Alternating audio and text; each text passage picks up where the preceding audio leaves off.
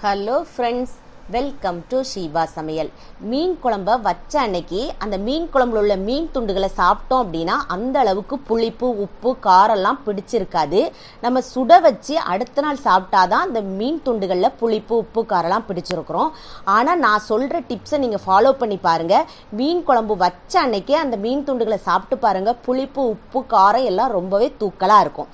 அதுக்கு முதல்ல மீன் துண்டுகளை நல்லா கழுவி சுத்தம் பண்ணி தேவையான அளவுக்கு மஞ்சள் தூள், தனி மிளகாய் தூள், உப்பு, கெட்டியாக கரைச்ச புளி தண்ணி 2 ஸ்பூன் விட்டு நல்லா இதை ராவிட்டு ஒரு அரை மணி நேரம் ஊற வச்சுருங்க. அதுக்கப்புறமா குழம்ப கூட்டிட்டு குழம்புல உள்ள நுரெல்லாம் அடங்கினதுக்கு அப்புறமா நீங்கள் மீன் துண்டுகளை போட்டு ஒரு கொதி வந்ததுக்கு அப்புறமா நல்ல ஒரு கருகிற அளவுக்கு தாளிப்பு கொடுத்து இறக்கி பாருங்க. அந்த மீன் குழம்பு ரொம்பவே டேஸ்டாக இருக்கும். அந்த மீன் துண்டுகளில் உப்பு, காரம், புளிப்பெல்லாம் பிடிச்சி ரொம்பவே தூக்கலாக இருக்கும். இந்த டிப்ஸை கண்டிப்பாக நீங்கள் ட்ரை பண்ணுங்க. அப்படியே லைக் பண்ணிருங்க. தேங்க்யூ.